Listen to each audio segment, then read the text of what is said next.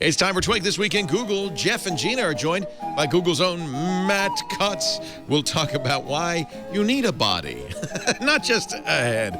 The latest with Google now and a whole lot more. It's all coming up next on This Week in Google.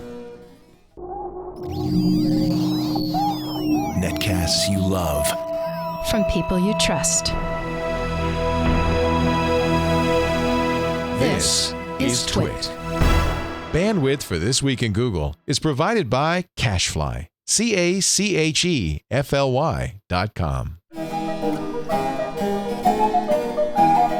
This is Twig, This Week in Google, episode 248, recorded May 7th, 2014. Google Pray. This Week in Google is brought to you by ZipRecruiter. ZipRecruiter makes hiring faster, easier, and cheaper. Post your job to 50-plus job boards with one click. Try ZipRecruiter for a free 4-day trial now at ZipRecruiter.com/twig. And by LegalZoom. Visit LegalZoom to save on your legal needs and gain access to a network of legal plan attorneys for guidance. LegalZoom's not a law firm, but provides self-help services at your specific direction. Visit LegalZoom.com and use the offer code TWIG to receive $10 off at checkout. And by 99 Designs, the world's largest graphic design marketplace. 99 Designs connects businesses seeking quality, affordable designs with a community of more than 295,000 graphic designers. Visit 99designs.com/twig to receive a free Power Pack upgrade valued at $99. It's time for Twig This Week in Google, the show that covers Google, the cloud, Facebook, Twitter, and all that jazz.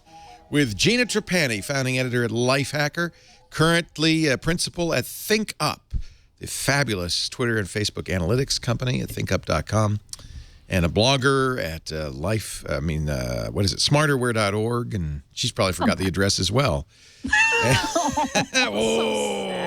So sad. I know I gotta write more. You're busy. Whatever happened to blogs, yeah. She's got a baby. She's got a new program. There he is, Jeff Jarvis. He's in Seattle today to meet with some big wigs. At the Gates Foundation. Ooh, there it is. Beautiful. Ooh. Yeah, that's pretty. And what are you doing? Jeff's a professor of journalism at the City University of New York. He also blogs at buzzmachine.com. What are you doing at the Gates Foundation? They have a meeting of all their media fundees, so I'm going to stand up and say I'm not a fundee yet. So my favorite moment, Gina moment this week, I'm just going to throw this in, is that somebody speculated that there were new regulations about, in Russia, I guess it was, about not using nasty words and how I couldn't live in Russia. Gina looked up her data on ThinkUp and said that I didn't use the F word as much as she thought. Yeah, we have a new insight in ThinkUp that tells you how often you drop the F-bomb on Twitter or Facebook. And, it doesn't show up for everybody. It only shows up for folks who do that at all. And, of course, Jeff had that insight, and it wasn't so bad. It was only like 8 times in a month. Well, now I'm embarrassed you. Now I gotta oomph up my effing act here. I'm gonna have to use F once so I can just see. Yeah, because I've never used I don't think I've ever used the F word in any of my tweets. So. I haven't either, honestly, because it's just personal policy. But that's not the case for everybody, and we just thought, hey, why not celebrate it? If somebody uses this a lot, do you have a red insight? Bright red. No, we're not judgmental. We merely count. Oh, and we'll let you know how many more this month as compared to last month once we have the data to show you that. I love ThinkUp. You call it Jeff Insight? That's my. Hey, look at that! It's Matt Cutts. From the Google. He's one of the early employees at Google, currently fights spam in Google search results. He does those wonderful webmaster videos, too. Matt, it's nice to see you from the Googleplex. Good to be back. Thanks very much for having me. I got a question for Matt, actually. And I mentioned this before, but I never had the guy here. I've been getting a lot of email. You guys must be on a campaign to get rid of bad backlinks, because I've been getting email all of a sudden from people who spammed our forums many moons ago saying, I don't know who did that. could you delete all those spammy links or spammy accounts?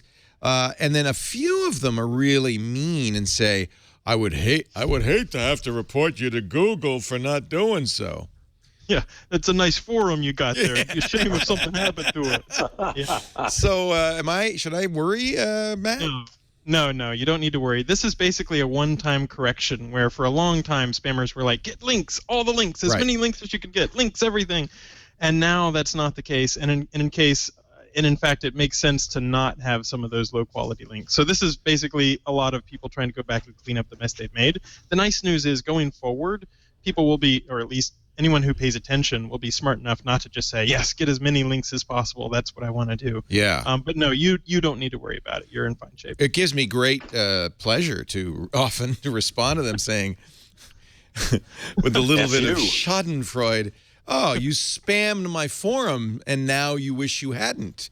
But somebody pointed out to me, and I think this is possibly the case, that some of these might be legitimate firms that hired less than legitimate SEO firms, and they did it on their behalf. Yeah, that does happen. Leo. Yeah.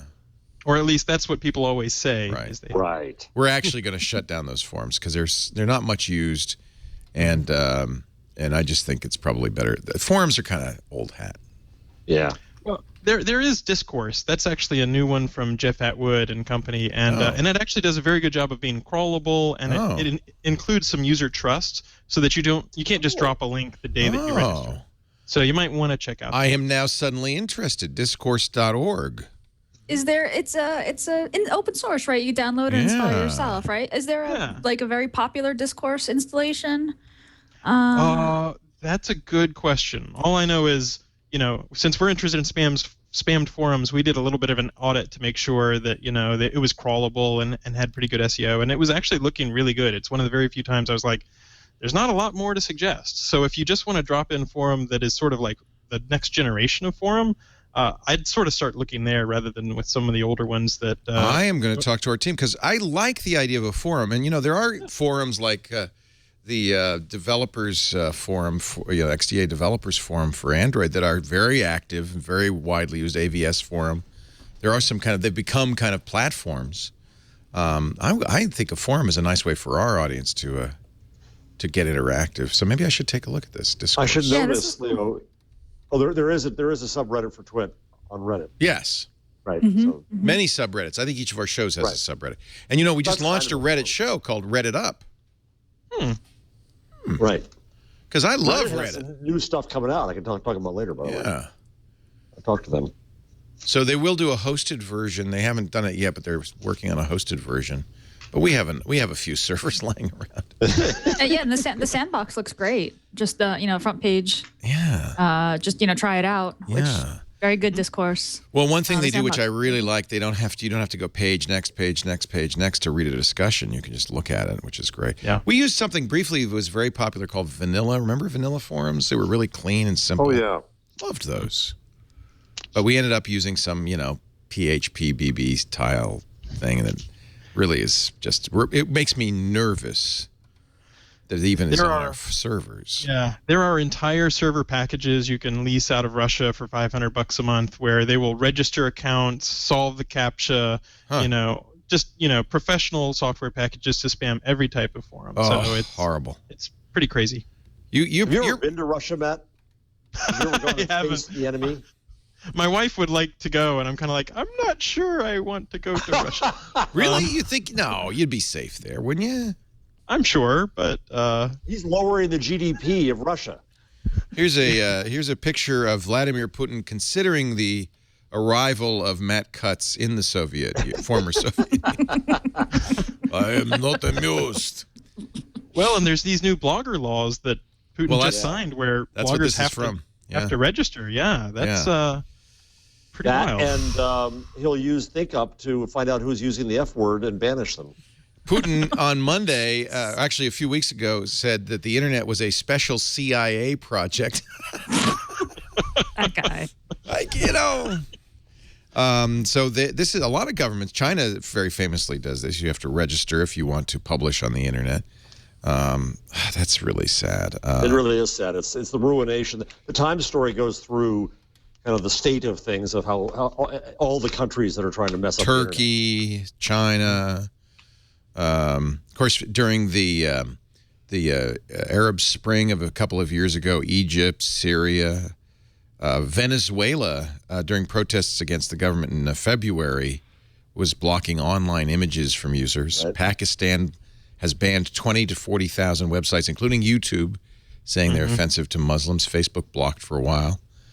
That to me, that is a measure of how powerful and good the internet is as a force for democracy, for freedom. Yeah. When the tyrants don't like something, that's a good sign. Yeah, it is a good sign. You might hope Think Up gets banned there as well. That's my goal. It counts Fs. What a terrible thing to do. Wasn't that? It used to be if you were an author, what you really wanted is the Catholic Church to ban your book.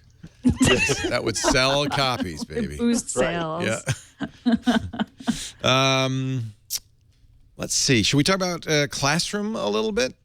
Yeah, that looks neat. Launched yesterday. They announced it at an event some time ago.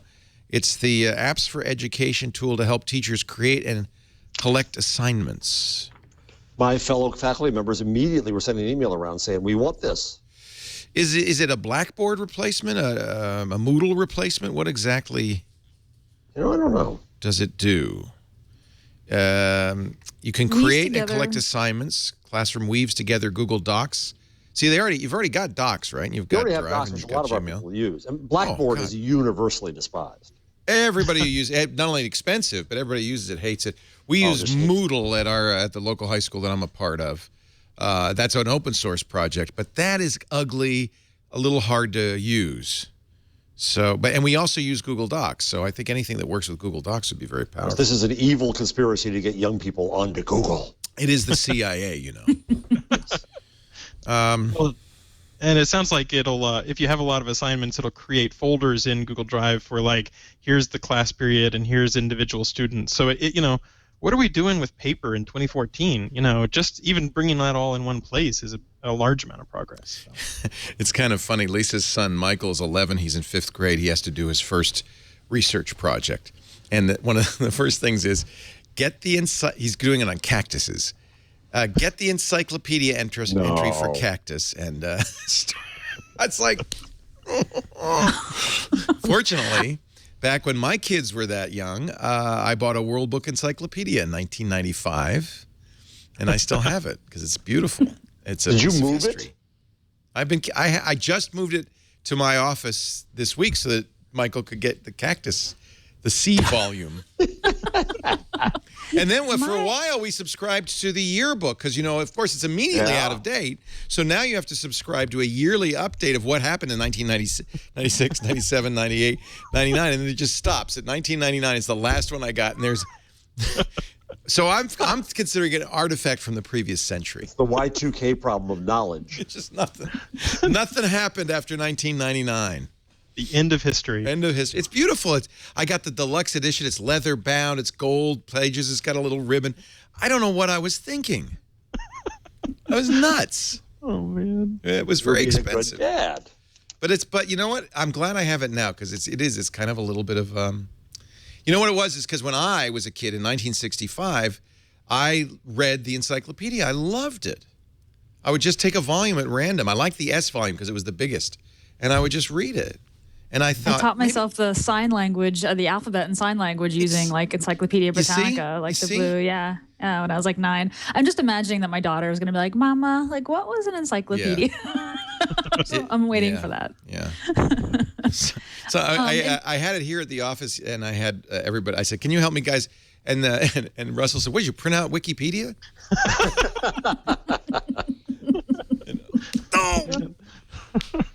Times has changed. So this classroom is... the Germans did print out Wikipedia. What? What for? One of the publishers there did an edited, amended version of Wikipedia called the Wikipedia Lexicon on this very thick book. Wow. Here's the Encyclopedia Britannica entry for cactus. Well, look at that. Do they charge you to get to it? They do. They do. This is just a locked sample. Oh, to continue learning, pay here. Well, and look, it's got an ad next to it for Vonage, TripIt, activate your free trial, members get more, Merrill Lynch. This is sad. This is not the encyclopedia. And on Google, right at the top there. Yeah, like, don't be using this. Be using Google. An ad for Google Ads. Wow. Yeah, I love books, but I think books are a specialty product now, aren't they? Yes. Nothing wrong with it. There was a wonderful column by Will Self in The Guardian about this week about the end of the literary novel, and it's just magnificently overwritten. Oh, I hope the literary novel is not dead. Oh, he argues it is. Because he argues that basically you have to get buried in a narrative, and readers will not give up the link, and the link will break the narrative. Oh, that's so sad. And he didn't say it really mournfully. He just said this is a reality. This is going to come as a great shock to Jonathan Franzen. Oh, well, yeah, let me tell you.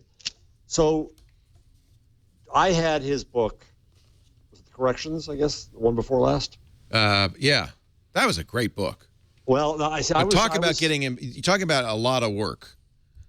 I was trying to get through it. Yeah. I was reading it, and then it was in my briefcase on 9/11. Wow. And the book got completely infused with all the dust. Absolutely every page was thick. Oh, that was the corrections. Corrections, right. So I threw it out, and then I bought it again. Wow. And I couldn't read it anymore. It just seemed self-indulgent to me. And fiction has since. Wow. So it's not the link, it's 9/11 that killed the book for you. For me. And I also think that he's a little bit self-indulgent, too. I loved his book, The 27th City. I'm still in the blurb on the cover from People magazine. Well, interesting, because when I do a search for Jonathan Franzen, I get the Google Books page for the corrections. Look at that. I was talking to a friend of mine about like iPad magazines or tablet magazines and the difference between reading web pages. Like I use Instapaper to save stuff to read later. And if I'm on the subway and I'm offline and I start looking at my Instapaper queue, I have this hyperlink anxiety because there are often links that I want to follow and I can't because I'm offline. And so what I like about books and magazines is that they are contained, right? And like it's up to the author to provide all the context in the words in front of me versus just, kind of linking off and letting me decide. I mean, of course, I read like that all day, but what's nice about the book and the magazine and sort of the contained story is that I don't have hyperlink anxiety and I can't go off into a million directions. I'm just giving myself over to the author to take me from point A to point B and give me all the information that I need in that straight line. And I think that there's value in both ways of reading. I don't think sci-fi is going away. I feel like at least among the most technically literate folks, people who watch our shows and so forth, we all love sci-fi. We love getting buried in a sci-fi novel. So I don't know. And no, fiction's not going away. Well, you said the novel's going, the literary novel. Literary novel. Sci-fi is not literary. Who was it I was with the other day? Whoever bought Harlequin. Oh, it was News Corp bought Harlequin. I was with an executive from News Corp. And the number of romance novels, if you want to call it fiction of any sort, is just incredible. Hundreds of them a year. Wow. Yeah. So people like to read fiction. Just not literary fiction. Smart. Highfalutin fiction. Yeah. So I would say that isn't link anxiety, because why don't you have link anxiety if you read a Harlequin? I mean, link anxiety is link anxiety. It's just that people don't have time for highfalutin literature. Well, part of the argument is are people willing to do something hard? Oh, no, definitely not.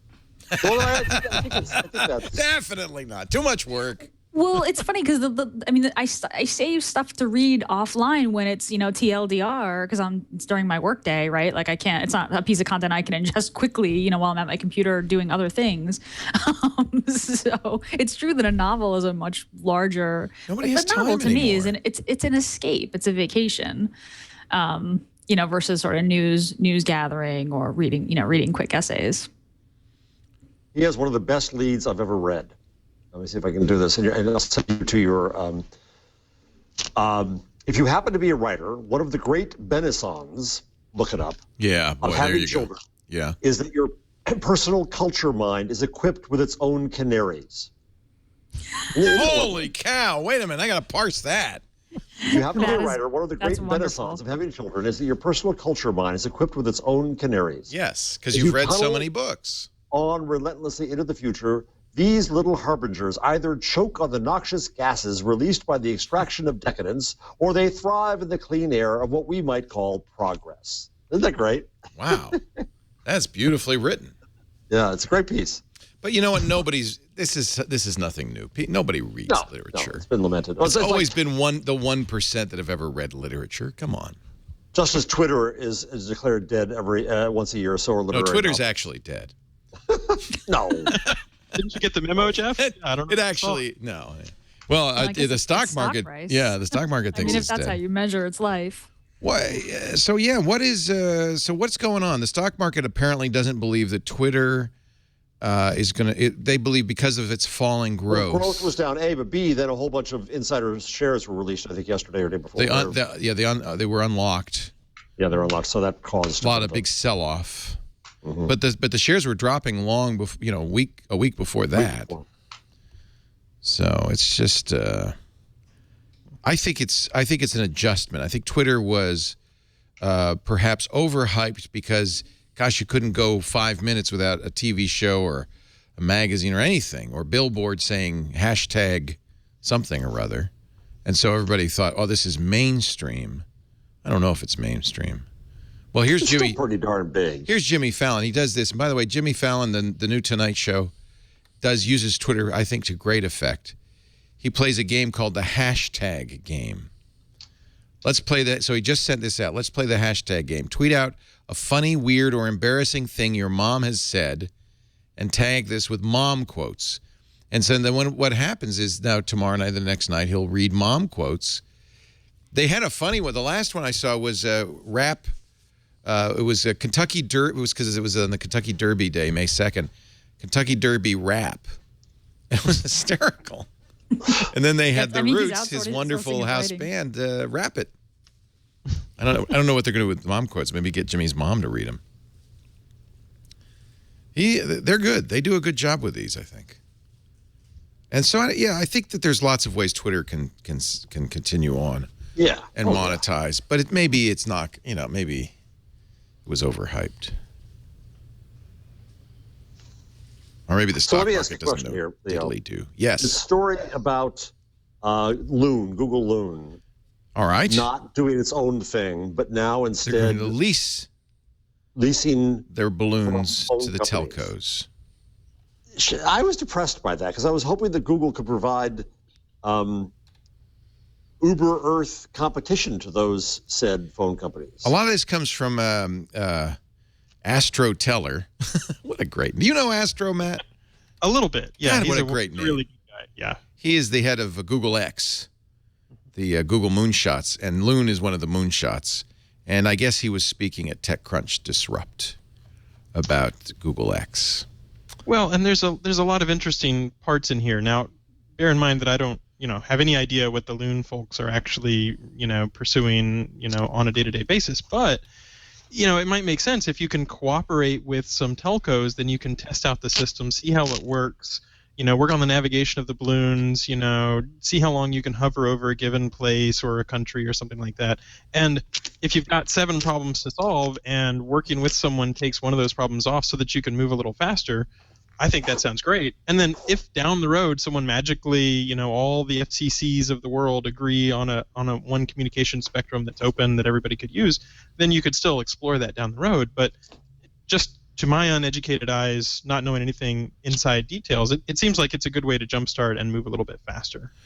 So it's not like they want to give Loon to the telcos. It's just for Loon to work, Loon is stratospheric balloons. They're almost in space. They're above even the weather that you bounce internet access off of to provide internet access to places you can't get wires to. You got to have the internet access coming from somewhere. It's going to, I mean, unless Google wants to build base stations all over the globe, it makes sense to use telcos and others who have the access to provide the connection. And certainly for testing. I don't think that means anything. Don't be depressed, Jeff. It's okay. I'm not depressed now. I'm happy now. It's part of the process. I have the Matt Cutts balm on my anxiety. Well, and it doesn't seem like they could reverse at any time, right? They could decide to solve that problem themselves. Well, and here's the good news. He also said that they are not going to do jetpacks.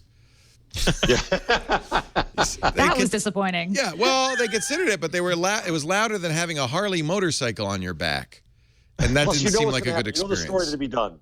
People with Google jetpacks are going to fly over your backyard. Then they're going to see everything you see. It's a privacy violation. Yeah. I think you're going to crash into the Amazon drones, and it's going to be a nightmare. Burning death falling from the sky. So, Jeff, just back to Loon for 1 second. I'll give you one more piece of balm that make you feel better. If they're actually working and talking to telcos and talking about cooperating with them, to me that says, hey, Loon is still a very high priority. People are exploring it. They're seeing how far they can go. It's much more of a concrete thing than let's see if we can get 100 balloons to stay afloat for so long. So I take that as a good sign in that direction as well. There's also a really good quote in here. Apparently, we thought, this is a quote from Mastro, we thought it was going to be an app, we thought working with existing telcos and use their spectrum, buying harmonized spectrum was going to be absolutely critical to the project. And we wanted to get it done before we launched. They had worked for half a year to get the spectrum deal done, worked with a number of large companies, to make it work. Larry Page told the team, I love this quote, you're going to hit a double. That's not really interesting. You're going to be really frustrated. You're going to be really angry for a week, but then you'll get creative and you'll come up with a home run. That's kind of an inspirational thing to say. I love that. Yeah. And Teller does say, indeed, for a week afterwards, the team was angry and came up with something way better than just buying a small piece of harmonized spectrum. Now they use the spectrum that's already exists in a given country. So that's why you have to work with a telco. But it's interesting because you'll only get the balloon while it passes over. They don't stay still. So it'll be as the balloon's passing over, you got it for however long it's in the right above you in your airspace, and then it moves on. Well, I thought there was a mesh of them so that you would. Right. Oh. Yeah. The idea is you have enough balloons afloat at any given time with some spacing between them, such that you can do the handoff, just like if you were in a car doing the handoff between cell phone towers or something. And they get more bandwidth that way too, because these guys have more bandwidth than Google could have gotten. But what's the latency like on these things, have they said? Well, the latency, the main thing to know is the latency going 12 miles is so much better than going up to an actual satellite, like, DirecTV or something like that. Right. So, it remains to be seen how much you can squeeze out engineering-wise, but the nice thing is you're only going like 60,000 feet or something like that and not, thousands and thousands of miles up. So. Right. We shouldn't do this to you, Matt, because I know you come on here as a private citizen. You do not represent and speak for Google, but I got to ask you. Google Plus is going to stick around? Oh, I thought there was a really good article about how, Google Plus, in a lot of ways, was about trying to get identity situated and for a long time, you could come to Google, you could search, and we didn't know who you were, anything like that. Only really with Gmail did we start to realize, you know what, it might be handy to understand who users are so that they can log in and stuff. And so we were always sort of behind. We never had, think about YouTube, bought in 2006 and had a completely different identity system. So I think what a lot of people overlook is one of the biggest strengths of Google Plus in my mind is it's caused Google to bring identity all under the same umbrella so that, things are somewhat logical rather than just, okay, here's a silo out here in the wilderness that doesn't have any connection to Google whatsoever. And I think it's been a huge success in that realm. And I think Google needed to work on that. And now I think we can sort of take a look around and figure out, okay, what's the next big thing that we need from Google Plus? Do we, look at the web? Do we push within Google to make identity more strengthened? And I have no idea. I don't really know what the plan is from that point of view. But, I love Google Plus. I use it a lot, especially internally. There's a really thriving discussion on our Google Internet and intranet, and so I hope that they keep it around and it's healthy for years and years to come. Good. No, we feel the same, exactly the same way. Absolutely. And I don't look for Google Plus to become the mass culture hit that Twitter is. That's one of the things that makes Twitter unpleasant. But it's already bigger than Twitter in people in the Isn't that funny, huh? Well, and I think, here we are using Hangouts to do our radio show, right? And think about photos. So just getting identity right for those kinds of things is already much further than Google was before Google Plus. Right. Yes. That's a really good point, Matt. If you did kind of an audit of what Google Plus has added and this notion of identity across services is added. And it really, we had a conversation last week about Facebook breaking up the app. And Leo, you said that the brilliance of Google is that it's n number of different services and applications, but what ties the platform it's really built on is our data. But that Silicon service better. Yeah, and even little things just like the authorship and on web pages and search results is such a big thing, and even just, I mean, even Google Now, as much as sometimes it does creep me out how telepathic it is. You know, the fact that I'm signed in across my devices and Google Now knows that I want to catch the new episode of, you know, The Good Wife. You know, and now I know that. I mean, I just the services are so smart now, and that's because I'm signing in because I've created contacts because I've, you know, my content is travels across products. And Google Plus is really the glue. But we're the true believers. Doesn't that scare the hell out of everybody else? Isn't that exactly? It does. Isn't that exactly what people are worried about? Yeah. I love it, and in fact, we had this discussion on Sunday on Twit. So this is good, isn't it? What is the nightmare scenario you're worried about? That the ads will be targeted? Yeah, it's ridiculous. You have to do the punch the monkey ads, go back to 1999. Yeah, you want to go back to those days? That's right. Belly fat ads ever. I don't need any belly fat ads. I am perfect. Did you see the article about the woman who conceived? She was pregnant and she decided that she didn't want to be tracked after she read that the New York Times article about how Target knew that this girl was pregnant before she had told her family, and I think it was Janet Vertese was the woman who decided she was going to be under the radar about her pregnancy the entire time. She used the irony is she quit Google as a quote conscientious objector, but uses Facebook. Yeah. Yeah, I have to admit, I read that article, and it sounded like she had quit. She said, I got off Google 2 years ago when they changed their privacy policies. So this is what really kind of surprises me. I'll say surprises because, Google had 60+ different privacy policies, and that it doesn't make sense to have a whole bunch of silos. And putting it towards one unified privacy policy is exactly what Apple and Facebook and a huge number of all these other companies do. Like it's really correcting a historical artifact. And to object to that and say, okay, Google by doing now what every other company does. Oh my God! So for me, like Google Now and all these things are hugely helpful, and I understand if people don't want to use them or if they want to disable them, and we should provide that functionality. But for me, if the trigger is Google unified its privacy policies, well, I would rather have one to pay attention to than to have 60 different ones. Yes. One for this product and one for Google Flight Search. And there's an unstated presumption in this article that they don't even have to examine this notion that whatever it is they're collecting this data for, it's bad. So they don't even have to examine that. Which means that knowledge now becomes bad. It means that, that having a personal relationship with us becomes bad. And I yell at media companies for saying we don't know relationships, we don't know who we serve, we treat everybody as a mass. That's inherently insulting. We have to start to know people as individuals. But if this privacy nuttiness goes too far, then that'll be seen as a bad thing. This is from an article in Think Progress. They said, you said you quit Google products 2 years ago. What was the breaking point? She said, when Google knew I was engaged before anybody else. That did it for me. What? How did that happen? Well, Google reads your emails, reads your chats. It knows what you're searching for. It sees you when you're sleeping and knows when you're awake. And the server is economically incentivized to remember. So what happened? She sent an email to somebody using the word engaged, and she saw an engagement ring ad or something. That's my guess. Yeah. And there's this anthropomorphization that's going on. And exactly. Well said, yes. Yeah. I just, but now I admit that even among our sophisticated audience, and I would say everybody who watches this show and listens to Twit is these are among the most sophisticated users. There is very much this feeling that, well, they're reading my email.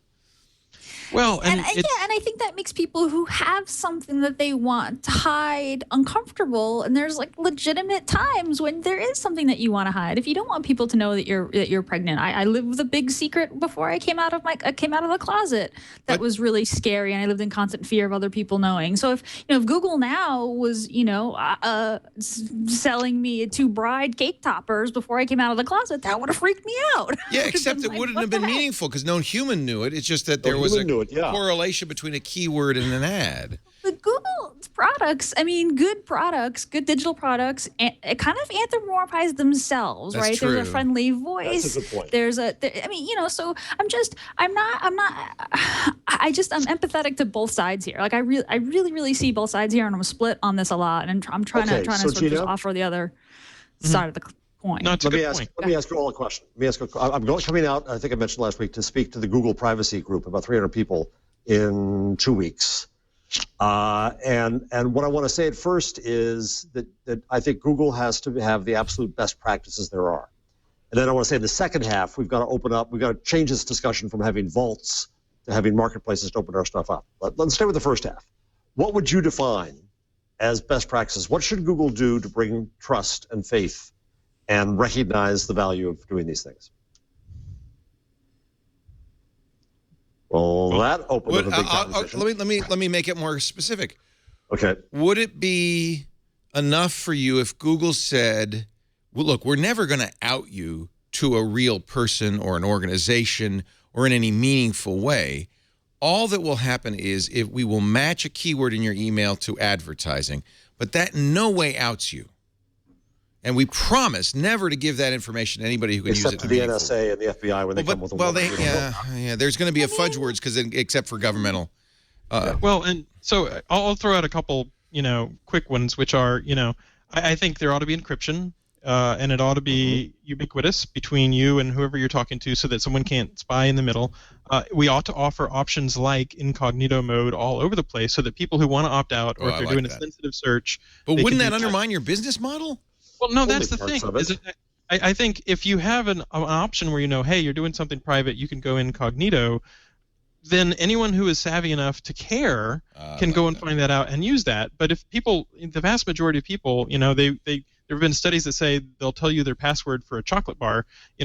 If most people don't care, then there's definite value that can be given to the average person like Google now. Well, there was a rumor that Gmail might countenance and encryption. I mean, that you could implement that beautifully. Right. I think that would be fantastic. And in fact, Gmail tries by default to encrypt mail between Gmail and other providers. Right. So think like that, or making it easier to do PGP and encryption, and then a dashboard that shows you what you know and gives you the options to delete it. I think all those things are really good things. And you think Google might consider even doing that, given that it costs money in effect? It says we're going to give up that opportunity to monetize. Trust can be a real competitive advantage. Right, absolutely. And what I would argue is we actually do relatively good on things like we were some of the first to do encryption. We offered incognito mode, I think, before maybe even IE released private browsing. There is a dashboard where you can look at your search history and all sorts of different stuff about you. But no matter what, it's interesting that Google gets raked over the coals for things like people say, oh, you're in bed with the NSA. Like, this Al Jazeera article just came out that said, Google is doing some special thing with the NSA. And then you read the article, and Google CEO got invited to a security summit, and he said no. And that is literally all that was in that particular article. And it's exclusive emails reveal close Google relationship with NSA. Said, hi, nice to talk to you, thanks, but no, I can't do that. Well, right, email from Eric. Exactly. And to be clear, like if the NSA, the NSA's job is both to, spy for the U.S. government, but also in theory to protect U.S. corporations from being spied on. And if in part of that mission they were going to tell companies, hey, here's this potential 0 day, or here's this potential hole, could you close it? Like that is a good communication. That is something you want every company to listen and hear. Oh, there might be hackers from a different country trying to exploit your service. That is the sort of thing that most people would be happy their tax dollars are going for. It's so funny. The article, Schmidt was unable to attend the security meeting, but here's what he wrote. General Keith, so great to see you. I'm unlikely to be in California that week, so I'm sorry I can't attend. Would love to see you another time. Thank you. Yeah. Smoking gun! It's probably a that guy Eric gets so many invitations to so many things. I would hope that he has enough social grace to say no politely, like it's that. Probably a memory key on his keyboard. Yeah. F9. Gee, I'm really sorry, but I'm not going to be anywhere near you. I write that all the time. Yeah. No, I can't. I'm not going to say, no, I can't be on your stinking podcast. I say, I'm very busy. I'm very busy, but I look forward to seeing you. I don't want to get you on me. I don't want to get near you. Yeah. Well, and let me just say, if a government agency was offering ways to secure Google services, I think it's great if Google were to participate in that sort of forum, as long as the communications were going one way towards the companies. Absolutely. To help them out. Yes, and even they should talk. You'd need to take it with a grain of salt, right? We now know that the NSA subverted NIST official documents for how to do encryption by proposing bad standards that they had a backdoor or they could crack more quickly. So no matter what, with any source, you're going to take it with a grain of salt. But in general, if someone is, willing to provide you with potential feedback that it can improve your services, you want to listen to that. So, Gina, isn't the other part of that, Matt, isn't it also true that if Google knew there was a threat out there, it has a moral obligation to tell other tech companies and the government? Well, and that happened with the Heartbleed bug. Exactly. That somebody noticed that, and they were going through all the proper channels. And I think the news leaked earlier than it was expected to, so you didn't have time to alert everybody. And when you've got something that big, you can't alert everyone without the news leaking at some point. Right. But I believe Google was going through all the right responsible disclosure procedures. So does that, Gina, would that be enough to say, we'll give you encryption if you want it, we'll give you private browsing if you want it, and we'll give you a dashboard to let you take out anything that we think we know about you. That's one criticism people have of the current Google dashboard. It doesn't let you delete everything. I don't know if that's the case or not. Would that be enough, Gina? Yeah, I think that's a good start. I think it's a good start. Let's say you were living in a country where you could be arrested for being gay. Oh, wait a minute. I wouldn't use the internet. I mean, really, Yeah. I would try my best. Yes, if there was a place where I could be harmed or killed or arrested or whatever, and there are those places, yeah, I mean, I wouldn't. I use Tor a whole lot, and I wouldn't use the web. I mean, I would come up with code words, and that's what people do, right? They come up with words and phrases that mean other things or whatever. I mean, I'd be really, really, really, really paranoid. Well, just using Tor alone is a signal, right? Well, right. I mean, and that was one of the points that Janet made in her piece was like, I was using cash to buy baby things and missing out on discounts that you get with those cards at Target or whatever. And I was using Tor and just the fact that I was using those things was, made me look weird. I mean, made me a target alone, just the fact that I was using privacy tools. I thought another interesting point that she made is that she asked her friends and family when she called them or talked to them in person and said, hey, I'm pregnant. She asked them not to post it on Facebook. And so they wouldn't post to her wall, but they would Facebook message her about being pregnant. And she said, hey, I said not to put this on Facebook. And they're like, oh, no, but that's why I didn't put it on your wall. So so regular users' conception of putting it on Facebook was the wall. But that private, messages, Facebook messages seemed like a private channel to them. Whereas I think that this is just a perception, a misconception that people have. The idea that Gmail is private, or that Facebook or Google doesn't have access to your Gmail is absolutely not true. So there's an education aspect around it as well. I love it that, by the way, that I read this article on Think Progress and get a pop-up that says, like Think Progress on Facebook. Share this on Google+. I do. I get all of that. Put this on Twitter. And to be fair, I mean, I don't think it's fair to beat up Gina on this, because I think she's absolutely right in that she is channeling a large percentage of people who feel that way. And to be fair, there's a large chunk of people who have been surprised by the revelations about the NSA in the last year and are concerned with validity. And if you haven't been someone who's been paying deep, detailed attention to when did Google roll out its encryption and all that sort of stuff, then it's a relatively understandable strategy to be okay, I'm concerned about Google, and I'm just going to put that in a box, and I'll act accordingly. And if people want to dig all the way in, then they can find out we've fought against Department of Justice subpoenas that were very broad and stuff like that. But it's natural that given some of the news over the last year, people would be worried, and how we address that and tackle that and educate it and how we respond to it and what we do better, is a very fair question and something we need to think about. We're going to take a break. When we come back, the change log. We'll put Gina to work with all the new changes. Quite a bit going on this week. Yeah. With the Google. Our show today brought to you by ZipRecruiter. If you work in a company, if you're in HR, if you need to hire, that that's kind of the word. Oh, I got to go to all these different sites and post our ad.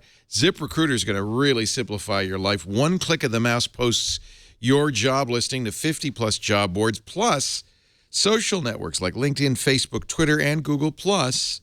It couldn't be easier. If you want to fill that position fast with the perfect candidate, you need to post it everywhere. But how do you narrow down the results you get? How do you get to the right places? ZipRecruiter.com. You can post once and watch the qualified candidates roll into their easy-to-use interface. They'll give you a white-labeled page with your company logo and colors so that they look just like an extension of your business. You could create an instant job page on your website, include a company careers page to use as a careers link. And ZipRecruiter.com even highlights the best candidates as they come in. So you screen them, rate them, and hire the right person fast. This is a great solution for anybody who has to do hiring. I want you to visit ZipRecruiter.com/twig, Twig, and we'll give you 4 days free, give you a great sense of how this works. ZipRecruiter.com/twig to use ZipRecruiter free for the next 4 days. You'll love it. ZipRecruiter.com/twig. Now, ladies and gentlemen, Jason Howell's filling in for Chad. Jason, do you know where the trumpets are kept? Oh, I got this. I've been waiting the full episode to do that. Gina Trefani has the latest from Google. A bunch of new cards and improvements to Google Now coming out this week. First, Google Now works offline. So if you don't have an internet connection, you'll still see your Google Now cards, your appointments, and all the other reminders. And at the top, it'll show you, when was the last time this was updated. That's great. Indoor maps and mall directories are now in Google Now for Android. So if you go to the mall, you'll be able to find where that store is located, Nice. what floor and which way you got to go. And related to that, if you search for a product on Google, you're looking for a pair of boots or a crib or a stroller, talk about telepathy. Google will now let you know if the product you search for, if you're near a store, if it's in store, if the product you search by is nearby, and where the deals are. That's valuable to me. That's what Schmidt was talking about when he said you'd be walking down the street and say, "Oh, you need pants? They're right there." That is pretty amazing. I think that's useful, and I don't think it comes at the cost of any real personal information. Really, those programmatic ads that come after you if you looked at a canoe on Amazon that follow you around for 3 weeks. My fear is if I just happen to look up one thing, it's going to be constantly telling me, "You're near a Radio Shack. They have phones. Right. They got phones. More phones here, phones there." From experience, we know that Google Now is very easy to say, "I don't want to know this anymore." Like, for instance, I searched for Jeopardy once, the TV show, and for a while it was saying Jeopardy's on. And finally I said, really, you know what? I don't really care. So but you go in and you change it, and it says, it says, "I don't care about Jeopardy," and it goes, "Okay, fine." Yeah, you get the, is this useful? Is this card useful right now? And you can just say yes or no, or you can just swipe and I'll say, "Okay, done for now. Good to go." So it doesn't feel harmful. I love Now. I love too. Now. I do too. I always want more. In fact, let me make clear here. I want more Now cards. I want more Now things. Me too. By the way, see, it says, interested in Jeopardy episodes? No. No. Interested in commute? This was the weird one for a while. I don't know why. It was telling me random people's commute updates. And I don't know what it says. Are you interested in commute updates for Dennis Appleton Nielsen? It was tied into Waze, I'll bet. I don't know why. I don't know who this guy is. He must be in my circles. Maybe they've turned on commute sharing with you. And this is like your way of accepting it? I have no idea. But. So, yeah, there's commute sharing. Is that it? It's one of the stupidest features of Waze is that I really don't care when Joe Schmo starts driving to work. But you know what? You might care what your wife's commute is. Right. Like if your wife's coming home from work and you want to know when to put the Brussels sprouts on. And that's exactly how I use it. For Brussels sprouts. Yeah. Basically. Because, God, you cannot cook those things long enough. Then and pick up my own dinner on the way home because Brussels sprouts are a nuclear accident. Chipotle. They need a Google Now card that says, time to put Brussels sprouts. If you're cooking Brussels sprouts tonight, you should put them on now.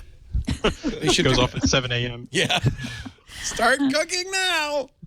Well, we know you got Brussels sprouts delivered by Google Delivery yesterday, and they go bad in 3 days. Ergo, you need to cook them now. That's the trick on this. There's a lot of things that would be useful. They need to, I think they're going to need to come up with a better way of managing the signals you send Google Now as they get more and more signals in here.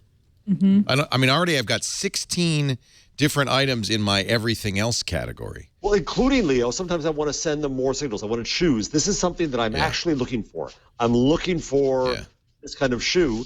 And then not only do I want Google Now to tell me, but I do want the merchants to compete for my business and say, here's the best deals. Right. And Google could be, this is the opposite end of the privacy discussion.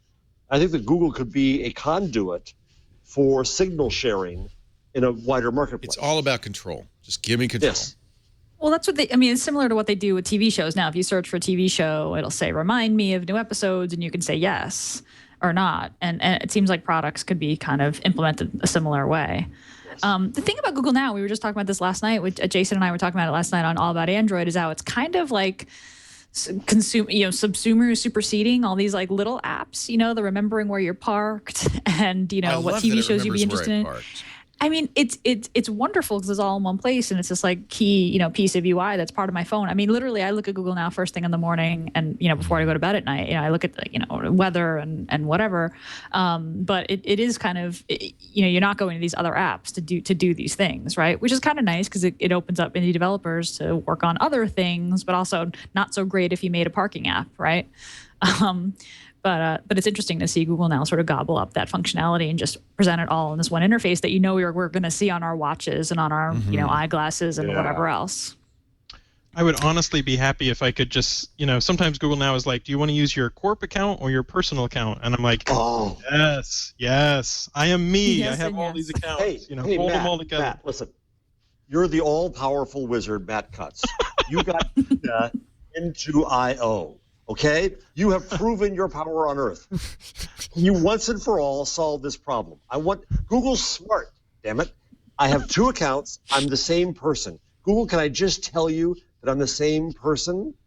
It's driving me nuts. Yeah, I agree. And every time I've heard you complain about Google Now, I'm off on a run, and I'm like, there's something wrong with Google Apps for domains, and it's on the wrong account. And I think personally, it shows that Google historically has been like, you tell us what you want, we'll give you the answer, and we haven't really had that great of account functionality. And Google Plus and all that stuff has gotten us a lot further, but it's still like, yep, you can have. We have both kinds of country, both kinds of music, country and Western. But I like country Western. Show me. It's a hard problem. I understand. I know. It's amazing how well you do. No, don't let them off the hook. Don't be a nice guy. Don't let them off the hook. They're smart. They can figure this out. Yeah, I agree. And especially, you ought to have capabilities if you work at Google and that's your corp account. And then when you leave Google, you ought to lose those capabilities, but it shouldn't be the end of the world. Yeah, you shouldn't lose your search history or whatever. So I wish I had those capabilities, Matt. I think this very is powerful capability. I just searched for a TV show, and in the knowledge graph or whatever you guys call, I can't remember the card that comes up on the right. Remind me about new episodes. I can click that, and that'll just show up in Google Now. That's a really nice, and it's not turned on unless I turn it on.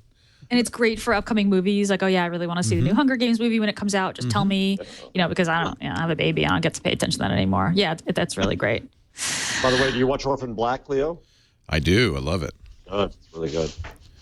I don't have time to watch all the good TV now. All of a sudden, TV got really good. Yeah. Sunday nights are jam-packed. Soon I will be able to download those shows onto my Chromebook Pixel on my beautiful clear screen. And then Leo can watch Big Bang Theory. No! Couldn't help it. All right, before we get into the Big Bang Theory conversation again, let me carry on with the change. Matt, you have been listening. See, I told you Google knows too much about you. Yeah, it's not because he's watching the show, Leo. Matt Cutts is big data.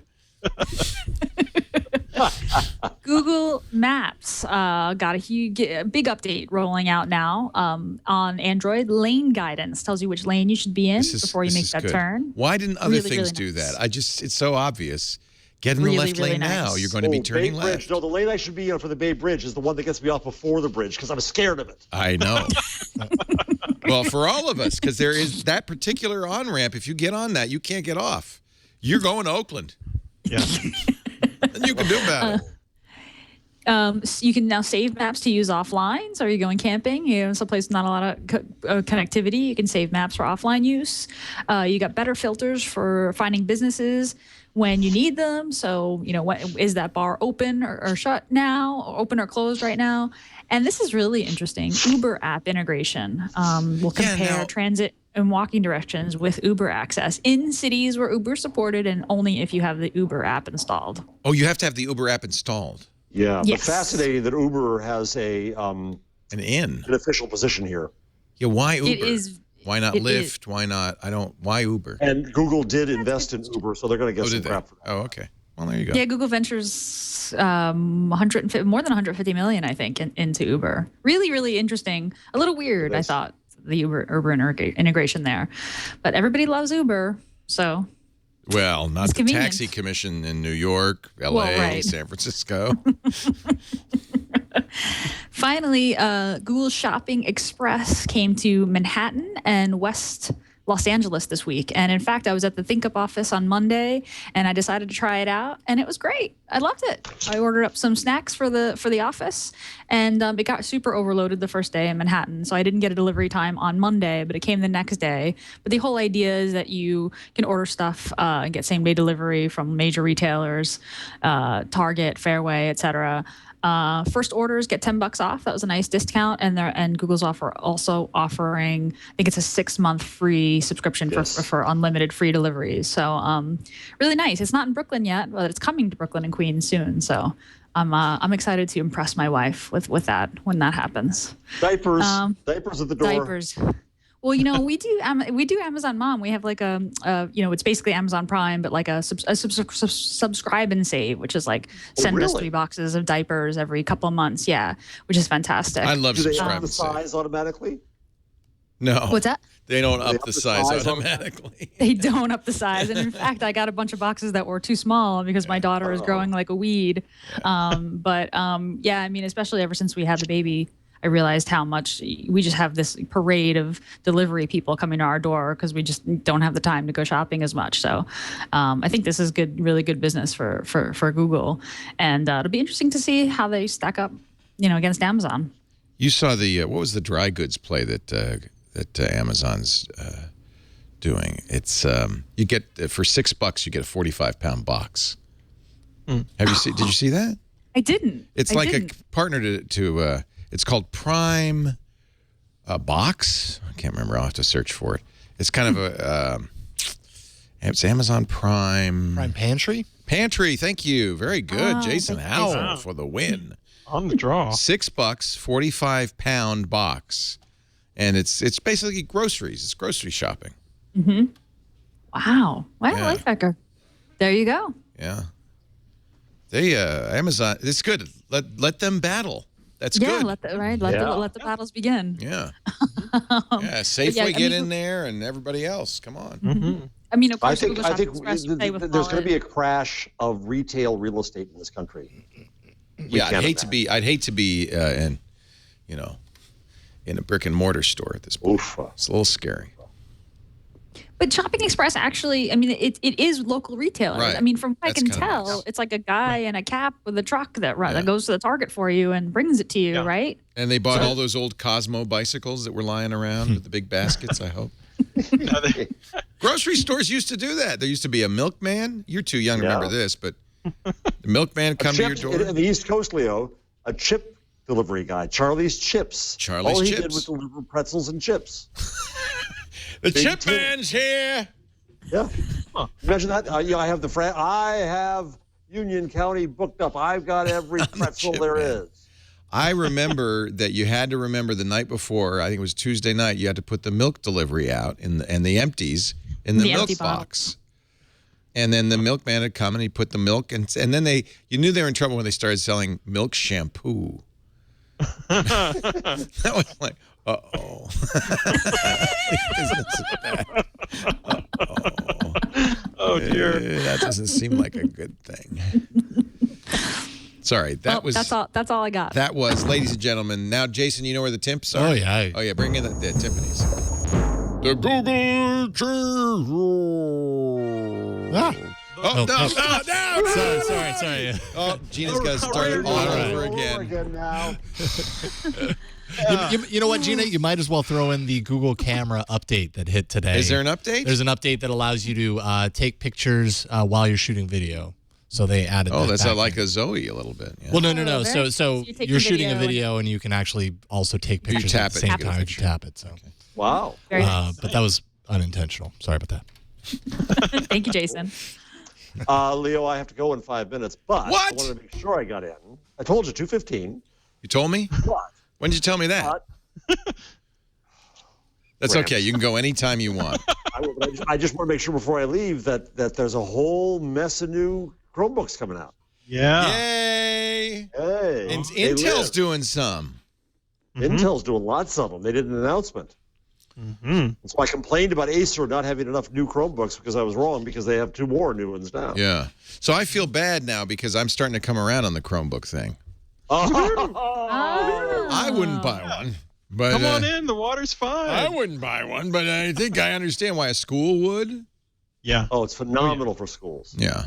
I shock even Googlers. I've been in the room with Googlers, and I point out that the Pixel's my only machine. Even they look at me funny. Hey, I've been using Pixel as my primary for almost a year now. So Yeah. See, I wouldn't go that far. I think that's crazy talk. But more and more we get calls, like on the radio show from people. I had a call. Oh, I felt so bad for her. Very nice person. Just couldn't, Windows 8 was not updating, and it was clear she had no idea what a computer did or anything.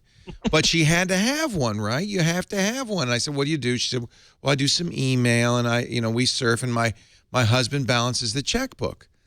And more and more I'm saying to normal people, you don't need the complexity of a computer. Right. You need a Chromebook. I mean, there are other people like me who need the complexity of a computer and can handle it.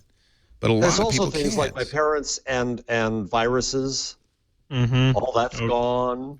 She couldn't figure out how to turn the thing off. Serious? And you know what? It's not easy in Windows 8. And she said, the guy told me to press the moon button. That's it. That's all she knew. Man. So Chromebook would be but it's hard. But this is the problem. And I think Microsoft's responding to this by making Chromebook like, I think they're going to make Chromebook like Windows machines. But the problem is that people say, oh, well, no, a computer equals Windows. Those are the same. It's a personal computer. It runs Windows. And so it's hard to convince them that a tablet will work. And in many cases, maybe they do need a keyboard. And if not a tablet, then a Chromebook. Yeah. Yeah. There's also a new Chrome desktop machine. Having Intel inside helps. Yeah. I think it does. Yeah. And there's up to 11 hours on some machines. The thing is, the Pixel to me is the perfect combination. Good screen, touch screen, and LTE. But it's way too expensive. It's to demonstrate the idea. And if you were to get a Haswell chip in there so the battery lasted a little longer, my heart would... Matt, all right. So going back to the power of Matt, you got Gina into I.O. You're going to fix this identity thing. You're going to make sure they come out with the next generation Chromebook, okay? Pixel, all right? I promise I've been asking for Haswell Chromebooks like as soon as they came out. I got the sense that that's not a product. The Pixel's not really a product. It's just it was just proof of concept. I love this thing, and I would buy that in a second. Me too. Second. A reference device. I like that Matt has a honey-do list now. Yes, I like this. Now, next time, Matt, you're up there with Larry and Sergey. Would you do me a favor? I'll just put it on the Twiggy-do list. Yes. Yeah. I got to go, guys. All right. Thank you, Jeff.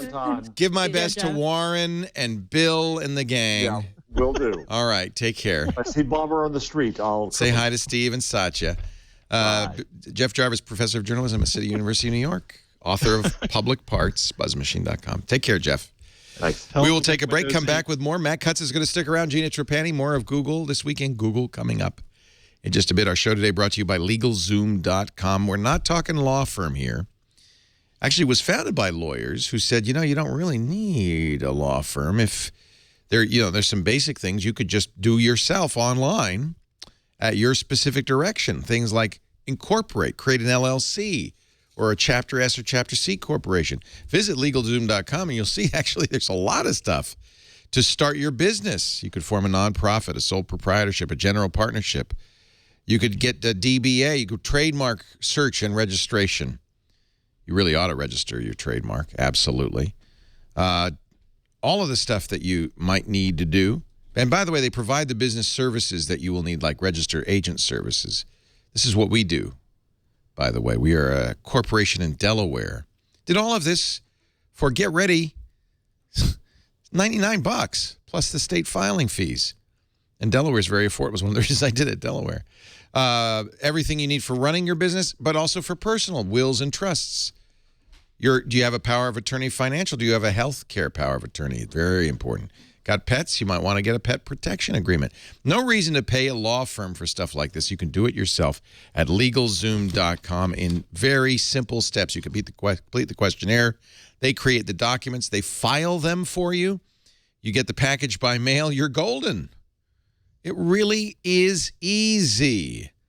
Now, if you do say, well, okay, but should I do, I don't know, a Chapter S Corp, a Chapter C Corp, and an LLC, what's the difference? You say, I need to ask somebody about, well, this is nice. They've arranged for legal advice from experienced attorneys registered in your state for a very low, pre-negotiated flat rate monthly fee. This is a really good deal all round. LegalZoom.com. Everything you need to get a lot of important stuff done for your family, for yourself, for your business. LegalZoom provides self-help services through independent attorneys, but it's not a law firm. And, of course, they're on self-help Q&A. Visit LegalZoom.com. Use our offer code TWIG, and you'll save on your legal needs. You'll get access to that network of legal plan attorneys for guidance. And when you use the offer code TWIG, we will give you $10 off at checkout, just to make it even more affordable. LegalZoom.com. Make sure you use the offer code TWIG. Thank you, LegalZoom. Matt Cutts is here. He is the man who fights spam for Google on the web search results. Great to have. Did you see his video? Oh, no. The best thing that he does is the webmaster tools. It's google.com/web. Not the best thing, but the public-facing thing you do that we love. You probably do very important things that we don't know about. Right? Less than you think. Yeah. In my mind, Matt is like Rocky, because you're always running while you're listening to Twig. It's always dun-dun-dun-dun, like I think about the Rocky song. I love it. He posted. Let me see if I can find this. You got a lot of attention for this, even though, frankly, I think most SEO types should know by now that the body is the most important part of your content, not those meta tags. People don't still do that, and the meta tags in the header and all of that stuff. Yeah, you'd think. It's kind of amazing. So, but you know what? I think your most recent video really gets that point across. With a quick public service reminder, I just wanted you to remember that it's important to pay attention to the head of a document, but you should also pay attention to the body. Shouldn't your head be missing and only your body be there? Description, meta tags, all that sort of stuff. So what are you wearing? He said he's wearing a green suit. Yeah, I do have a green screen suit that I use for just such occasions, for Halloween and that kind of stuff. That is awesome. Do you have a headpiece, too, if you wanted to be completely invisible? Yeah, it was actually flipped over on the back, so I could go visit Microsoft. And by the way, I think that's a pixel. Yeah. Every once in a hand will show up. I can't stop talking with my hands. So you'll see invisibility go in front of my face every so often. I love this. And he's got a pixel in front of him, by the way. I think we noticed that. Google.com/webmasters. It really, I can't believe that there'd be anybody who wouldn't know this. Yeah. But there probably are. Well, there are people who literally believe in a meta tag called the Google Pray meta tag. What? And the idea is it's a joke. Somebody made it up. But if it gets repeated enough online, people are like, oh, did you add your Google Pray meta tag? And it's like Google Pray, make me #1 or something like that. Like pray like prayer? Yeah. So not pray like hunted. No, not like hunted. No, so there's a lot of misconceptions to debunk. Some people still think we use meta keywords for web ranking, and we just don't. We really don't. So, here it is. Here's an article on the Google Pray meta tag. Google Pray. Google, please rate me high by keyword UMax search.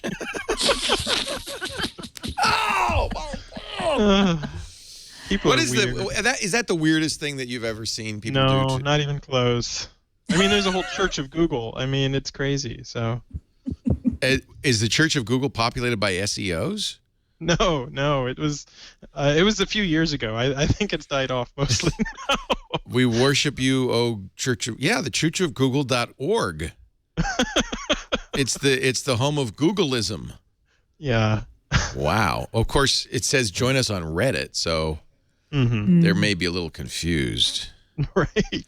We at the Church of Google believe the search engine Google is the closest humankind has ever come to directly experiencing an actual God. Wow. You can tell that's from a few years ago, yeah. Yeah.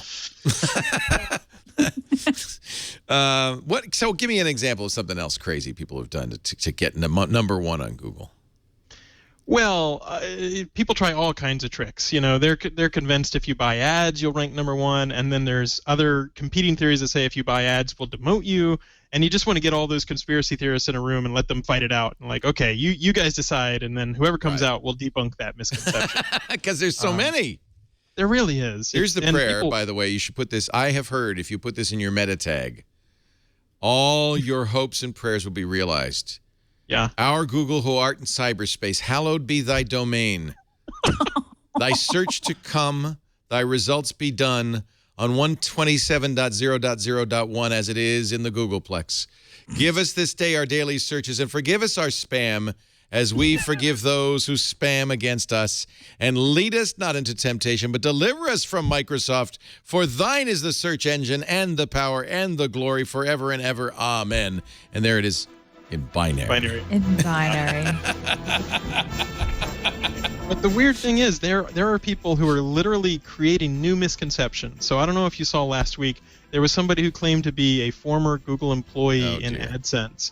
And you read through it, and you're like, there's no way this person worked for Google. Like, every single thing about it is wrong. The terminology's wrong.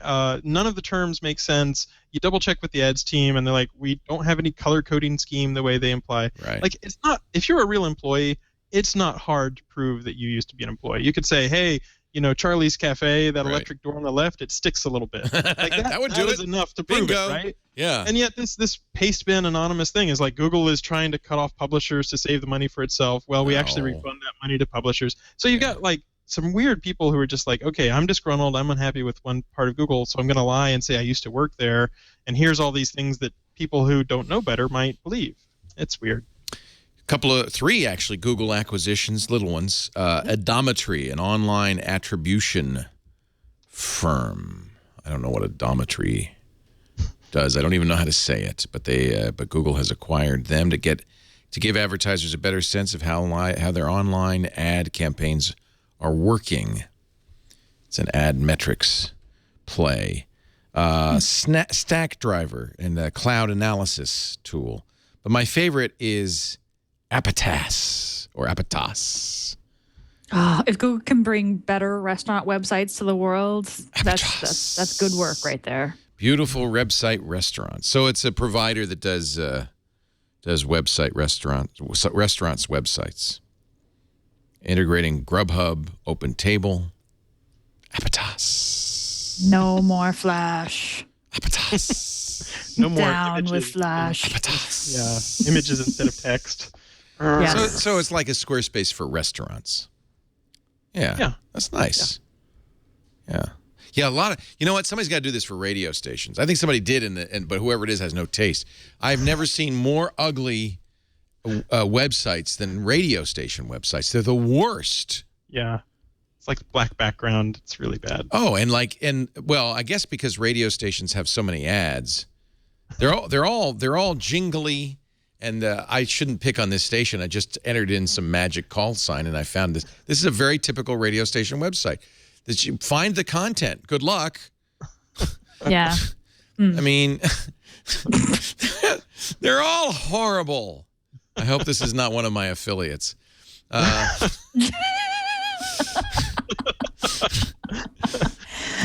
these guys could do a better job. You know what I'm saying? To go back to the head and body thing though, briefly, we just enabled Twitter cards and like the meta tags and the OG open graph tags for sharing content on different social networks, on Google Plus, on Facebook, and Twitter cards in particular. And it was really the first time I've looked at the head of ThinkUp's pages in a really long time, because it's it seems obvious that it's the content that really matters. But I think some of that those sharing hooks, that little snippet that you see with the image and whatever other metadata you see, like in a shared social post, that has to help a little bit. I mean, I like to think that Google's crawlers are getting decent data from those head tags, just because people are hooking up sharing. Well, you don't want to throw tags. it out, right? I mean, yeah. Right. So and in fact, if you do a search for Google Webmaster meta tags, there's an official document that says meta tags that Google understands, and we go through that in more detail. The main one is, everybody thinks that if I throw some keywords in the meta keywords tag, that's going to help, and that doesn't help. So if we could just shift that focus to like, using schema.org or some of these, other ways of describing what you can or can't share or what's on the page, that stuff could potentially be useful. It's just we don't use the keywords tag because it's been so spammed. Right. But things like rel equals author, that's a really useful thing. Yeah. I mean, or I rel use that. Yeah. Yeah. Yep, Rel what? absolutely. Rel canonical. Yeah. So you can say this URL is here, but it should be over here, and that gives Google a great hint to say show this URL instead. And again, this is all described. All of these are described at the Webmasters Tools page. So here's the canonical URL explanation. This is. You would think everybody would know this. Yeah. And actually, here's the page. Meta tags Google understands with Matt Cutts many moons ago. That is a very young and somewhat larger Matt Cutts. I didn't have gray hair back then. Yeah. You're lucky though. When your videos, you look fatter in your old videos. That's good. That's what you want. The directional trend is the right direction. It's the right direction. I look so much thinner in my old videos. It's very depressing. I don't care about hair color. You always want to look fatter in the old videos. That's why I only do Head and Shoulders here. Yeah, guys. you're a smart woman. There is no record of any of this. So I don't know whether to believe this or not. This was quite a scandalous article in All Things on the Digits blog and I almost said All Things D and the Digits blog in the Wall Street Journal. The Google Glass parts estimated to cost what? Less than $80 for a $1,500 product. This is from TechInsightsTeardown.com. Google has said that's absolutely nuts, but they didn't say how much it does cost. And I know you don't know because you didn't build Glass, Matt Cutts, so I'm not asking you. But boy, if that's the case, now some have said, well, we wanted Google Glass to. Somebody said we wanted Google Glass to cost a painful amount so that people would be serious about buying it if you want to be an Explorer. We know the Explorer Edition's price was pumped up a bit. Right. But that's more than a bit. I hope it's not $1,420 bit. There's no way. There's no way. That would be. Well, and I'm sure that they say, oh, this is, 20 cents worth of plastic. Right. But if you're doing a small limited run, doing the injection molding or whatever the plastic, that's actually a pretty large cost to do it. They say the most expensive component is the processor. The TI OMAP 4430 applications processor. That's an ARM chip. $13.96. 16 gigs of NAND memory from Toshiba, $8. But you're right. That doesn't take into account R&D. That doesn't take into account custom stuff, molds, and so forth. No. Actually, this could be good news. If you were hoping for a consumer release of Glass, it means if this is, maybe when they did maybe it does cost $80 if you made 1 million of them. That could be good news, right? In which case, Glass might be affordable. Which is, that would be a good thing. Right. When it comes out publicly. Do we care about Foursquare separating its app? It's a funny thing on the Yelp, when the Yelp pushed the update, it said, we're working really hard to keep all of our stuff in one app. Obviously, a little bit of a little. I think the trend is worth commenting on, and we actually talked about it in last week's episode. Sort of, it's interesting to see this sort of unbundling. So we have Foursquare splitting its app into a check-in app and then to a recommendations app. We see Dropbox making Carousel, and what was the other one that Dropbox did? I thought there was another Dropbox Evernote's app. done this for a long time. Evernote has Food and Hello. Evernote Food and Hello. Yeah. And even Google did it with Drive. So Drive I don't really understand that one. That's kind of weird. Yeah, it is a little weird. They took the editing capability out of Drive and put it into Docs. Well, there's a Sheets app and a Docs app for editing, and then Drive for browsing your files. Yeah. My naive take on that is that when you say Google Drive, people think of some place to store stuff. Right. And so there might have been some mismatch where people were like, oh, Google Docs, I can understand that. That's where I edit my docs. And so maybe they were trying to bring that more closely in line with users' expectations of what they thought the app would do. If you're just looking at an icon and a name, you're like, oh, okay, this is where I'll go to edit my Google Docs. J.C. Calhoun has created a new verb for this kind of thing. It's called quick stirring yourself.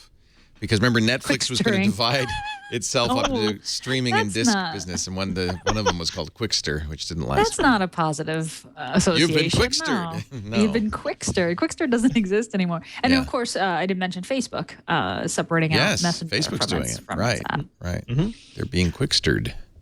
I'm very curious to get your take on a story. There was this article on ZDNet about Google experimenting with hiding URLs in Chrome. I saw that. It's funny because I remember talking to Tim Berners-Lee, the man who invented URLs and incidentally the World Wide Web. You might have heard of it. And he said, I never thought humans would look at URLs at all. The URL scheme was really designed to be machine readable. And he just never thought people would say anything like www.google.com. He thought that's not going to happen. Huh. So Chrome, how is Chrome doing this? Well, so this I think is in a canary, and essentially what it does is there's a chip. I think it's called the origin chip, and it shows you just the domain name of the URL. And then I assume you can click and get more information if you want to. And there's pros and cons. It's very rare you see people from Google sort of disagree outside of Google, but I think Paul Irish has said, oh, I hope this doesn't happen. And meanwhile, Jake Archibald, who's also at Google, has said, oh, this can help with phishing.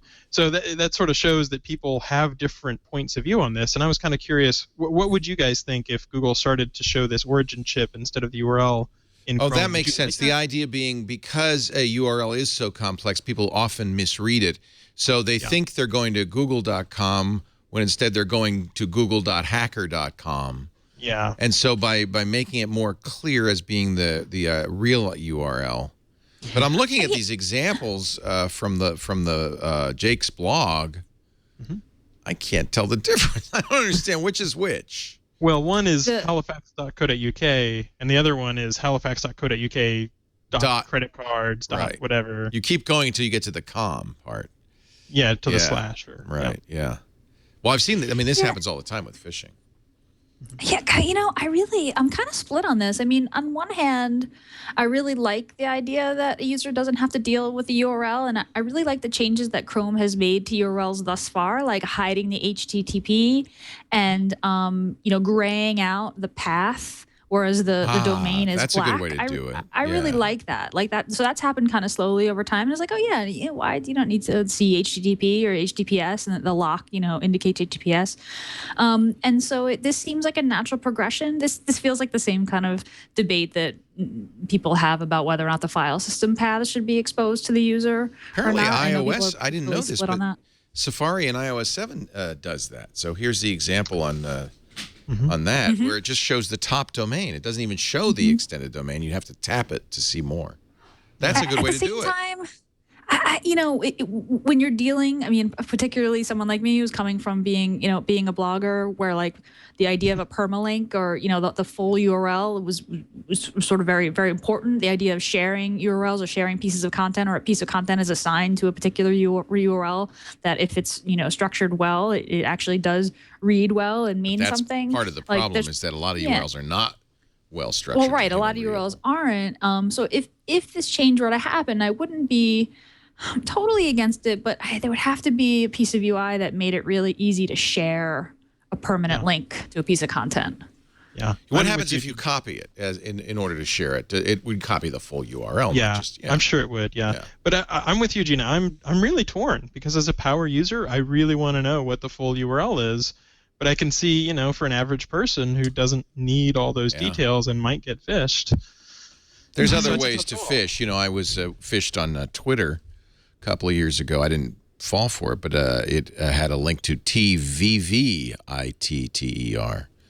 which looks like Twitter if you type it out. And it was by chance, I think, that I noticed that wasn't Twitter.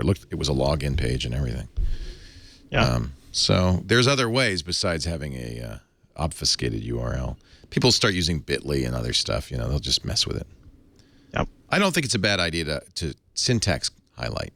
We could agree that would be okay, right? Yeah. Color green. The top level domain. Interesting. Anything else? Thank you, Matt, for asking about that. I'm glad. We were gonna. I was curious. Wanted to talk about that. Tim, it was never the plan to see these things. He thought only the machine would see it. I don't know what he thought the humans would see, but. That's crazy. And now I say things in conversation like nope.com, which my daughter is picking up. So. Really? Oh, that's cute. Yes. And, when we mess You don't want to say like, no nope, anymore, so you say nope.com. nope.com. Nope.com/never gonna happen. It's really worked its way into the amazing. culture. Yeah. It works its way into the culture. Exactly. Yeah. There was one interesting story about the observations of an internet middleman. Yeah, this one, I actually tweeted this out because I thought this was really great. Mark Taylor writing at Level 3. The debate is on about open internet, about what the FCC is doing or not doing to protect the internet, about the idea of charging access fees for edge providers, things like that. But this really puts some facts into the argument. Because one of the things, we had a big argument. I had an argument with Brian Brushwood, who has a libertarian streak. On Twit this Sunday. He said, you don't want regulation of any kind. But when you have companies acting so anti-competitively, maybe you have to. So Level 3, that they're an intermediate internet provider. They provide big connections to big networks, and they have a lot of peering relationships, 51 peering relationships. That's how they get access to the rest of the internet. So if you're Google uses Level 3. If you're Google.com, you get onto the internet via Level 3. They need to still get you to other places that aren't customers. They do that by having relationships with other big backbone providers who have relationships with their customers. So it turns out that by having 51 peers in 45 cities, they're able to reach the world, the entire internet, 13.8 gigabits per second in bandwidth going through all of these points. They say it's actually, it sounds technical. This is very readable. Mark does a great job of explaining this. Read the article. You don't have to be a geek to understand it. He says the average number of interconnection cities per peer is 5, but ranges from 1 to 20. But there's a little bit of an interesting thing happening with 6 companies, 5 in the U.S., 1 in Europe. They're all 6 of them broadband providers. I think if you've got 5 in the U.S., you could probably name them. Comcast, Time Warner, Verizon, AT&T. He doesn't. He doesn't. In fact, he obfuscates the information. But what he does show is a graph. Now, he says, normally in peering relationships, it's not unusual in a peering relationship for these switches to get saturated as traffic. Traffic moves around on the internet. They get saturated. And what everybody does, everybody in the business does, is they put more equipment on. What you're seeing here is a graph of saturation happening, a 100 gigabit connection. Let's see. This is, I'm sorry, this is a 100 gigabit interconnect in Dallas for the week of April 3rd. You see those flat tops on the left-hand graph? That is a congested port. The flat tops are packets not getting through. They're just, it's getting clipped at the top. And if you look at on the right, you'll see the graph, that's dropped packets. That's a lot. So many dropped packets that if you're on the other end of that connection, your video's not going to play. You're going to get buffering. You're going to have all sorts of congestion. Traffic won't get through, or it'll get through delayed. It's a mess. Now, go down to the graphs below, Jason, if you would. 100 gigabit interconnect in DC with a different peer, no congestion. So you see peaks, but those peaks are never clipped. And if you go to the right, dropped packets, none. So it is normal, this is normal to get congestion, but what's also normal is, without sending a bill, you fix it. That's how the internet works. He points out, though, that these 5 broadband providers in the U.S. haven't been. He says they're all large broadband consumer networks with dominant or exclusive market share in their local market. He says in countries where consumers have multiple broadband choices like the UK, you won't see these congested peers. These congested peers have been in place for well over a year, where our peer refuses to augment capacity. In other words, they know there's congestion, they know there's packet dropping, and they don't do anything intentionally. They violate the unwritten compact, and they don't fix it. He says they're deliberately harming the service they deliver to their paying customers. They're not allowing us to fulfill the requests their customers make for content. That gives the customers a bad experience. In fact, if you look at customer satisfaction, It's very low for all of these broadband service providers. But he says there's one purpose and one purpose only, to blackmail us into giving them money. To blackmail us into paying them to upgrade. And this is what we heard from Netflix, what we're hearing more and more. This is a case of blackmailing peers, but this is also going to happen on edge networks. His final line, shouldn't a broadband consumer network with near monopoly control over their customers be expected, if not obligated, to deliver a better experience than this? What they're doing is going to level 3 and say, if you would like to reach our customers, perhaps you would like to give us some money so we could, they're crying. They're saying, oh, it's costing us so much money, you've got to give us money to upgrade our switches. That's not what's going on. Yeah. Very well explained. Thank you. That's why Leo should be president of the internet. It's very frustrating. And, Brian and others, and I agree, government intervention is a blunt weapon and can have all sorts of negative consequences. But when companies act in monopolistic ways, there's no free market force that can save you. There is no competition. And he points out, I think very well, that in countries where there is competition, this doesn't happen. If you had a choice and you were getting crappy service, you'd go somewhere else. Yeah, my home internet connection, my new home internet connection here in Brooklyn is definitely the upper graph and not the bottom graph. Isn't that frustrating? Yes. Yes. It's frustrating. And I don't know if the solution is to get the FCC. I mean, my feeling is the solution is to get the FCC to do the right thing and to declare these common carriers, telecom companies, regulated as the telecom companies are. But maybe that's not the solution. I don't know. I mean, we've got it. It's clearly a problem. And I'm glad level 3 stepped forward. They didn't name names because these are customers, et cetera, et cetera. But they stepped forward, and I think that these are very telling graphs. Yeah, it's really great piece. Yeah. It's frustrating. I don't know what we do about it. SaveTheInternet.com. That's what you do. SaveTheInternet.com. They have a page. What can I do? You can fund Alexis Ohanian's billboard across the street from the FCC. You can pick up the phone and call the FCC. You can email openinternet@fcc.gov. There's lots of things you can do. You can write a letter to the editor. You can write to your Congress critter. Lots of information at SaveTheInternet.com. How is the billboard coming along? Oh, let's check. He did this on CrowdTilt, which is Alexis's startup crowdfunding. Let me just search for Save Net Neutrality billboard in FCC's backyard. I gave him $1,000. I just wanted to jumpstart it. God, he's so close. 8 days left. He needs 20,000. He's raised 15,000. That'll be another thing you could do. Give him $1. You don't have to give him a lot. It's $5. Whatever. Yeah, I'm going to do this right now. Yeah. Just, you know what? I think one of the reasons it's hard to raise the money is because it's like, well, this isn't going to change anything. You put a billboard out in front of Tom Wheeler. He's already getting millions from the lobbyists. Why would a billboard change anything?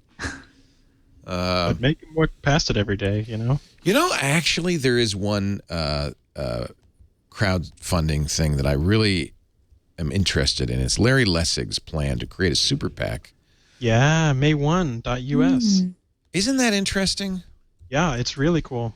So you're all for it, huh? Yeah. I've donated, and I should give money to this too. There's a couple groups, and this is one of the larger ones that's starting to use this idea of like PACs. Let people spend. A PAC can take lots of donor money and then spend that in some very flexible ways. So if you can use that same machinery against some of these super PACs, that could be very cool. And so I think they're trying to raise $1 million in 30 days, and they're actually pretty far along. Are they? Yeah, like in 4 days they'd raise like $500,000 or something like that. So the idea is let's get Congress people elected. It's the May Day PAC. Let's get Congress people elected that will vote to get money out of elections. And it actually is kind of perversely sensible. You're never going to get people who are dependent on big money to get elected to vote against big money in Congress.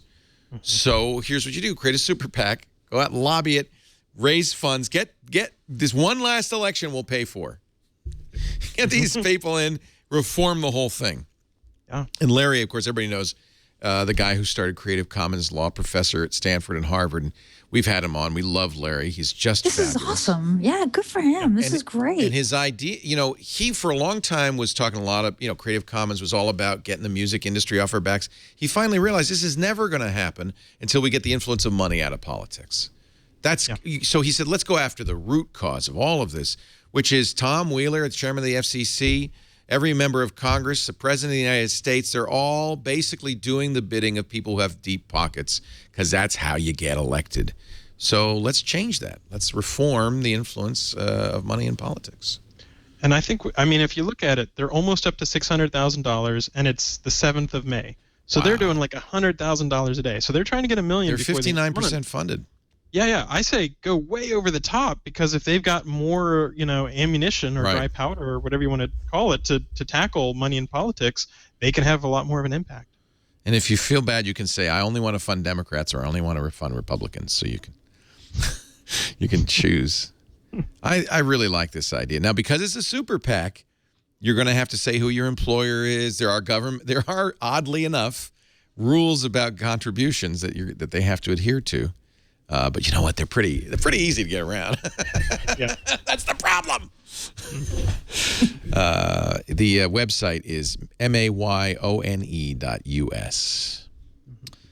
I like this idea. I'd hate to see what Brian Brushwood thinks of it, but I like this idea.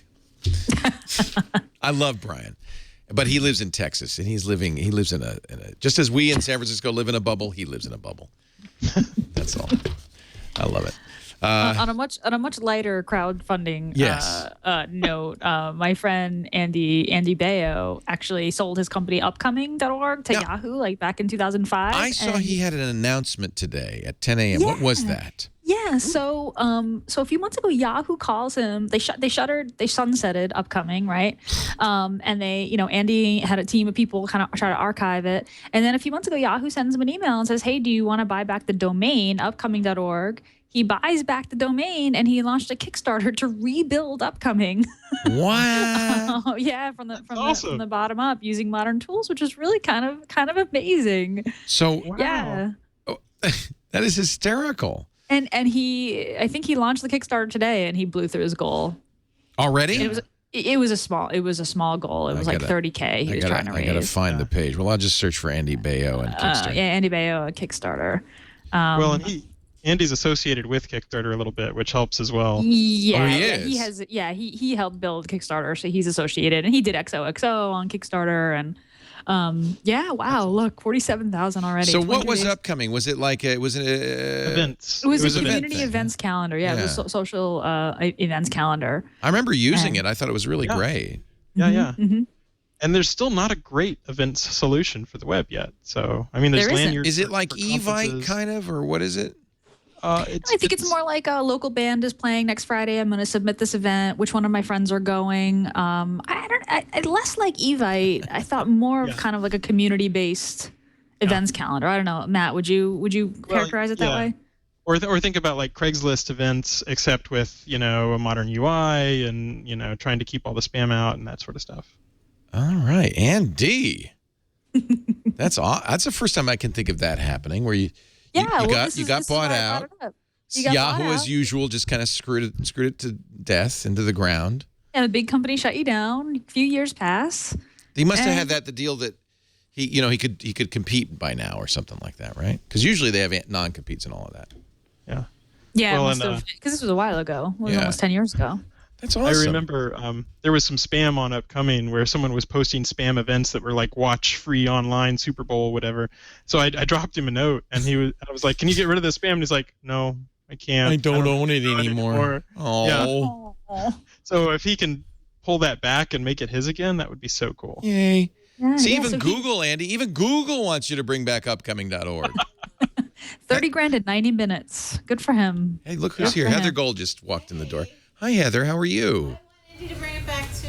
She says she wants Andy to bring it back too. Nothing is good. Still. Hey, we're going to take a break. When we come back, maybe we'll get Heather to do Jeff's number or something. I don't know. She's in studio. Matt Cutts is here from the Google. Gina Trapani, founding editor of Lifehacker, And our show today brought to you by, and of course, thinkup.com. Brought to you by Twit and 99designs.com. 99 Designs, the world's largest graphics design marketplace, is where we got our beautiful T-shirts designed, our Twit hoodies. In fact, what we did is we did a design contest. This is what you do. You say, I need a design. I need a logo. I need a landing page. I need a mobile app design. So you go to 99designs.com and you create a contest. There are more than did they cross 300,000 designers? I think they did. There are more than 300,000. That doesn't even sound possible. 300,000 designers there waiting to see your contest. And then, they say, oh, yeah, I'd like to do that. And they give you some ideas. You can go back and forth. You pick a design, pick a designer. They get paid. You get a great logo starting at $199. We like they're so close. 299,762 designers. So close. We got so many great designs for our hoodie that we bought 5 of them, and we're going to make them all one by one. So, in fact, at teespring.com/twit, our second design is now available as a T-shirt. TEEspring.com/twit. 99 Designs is so cool. We've really been happy with it. Logo design starts at $299. T-shirts $199. And one of the best, there it is. There's the T-shirt. That was from a 99 Designs designer. It's beautiful. Isn't that great? That is cool. If you visit 99designs.com/twig, you'll get a $99 power pack of services absolutely free. That gives you more designer time and attention. The 99 Designs will bold, highlight, and feature your design project in their marketplace. You'll get nearly twice as many designs. Designers love it. Customers love it. You'll love it. 99designs.com/twig. And we thank 99 Designs for their support of This Week in Google. They'll do custom typefaces. They'll do all sorts of stuff. You can give your logo a metallic glint or a colored shadow or any of 100 different design tricks. It's all done in the digital space. I love 99 Designs. 99 Designs, 99designs.com/twig. It is time for Gina Trapani and her tip of the week.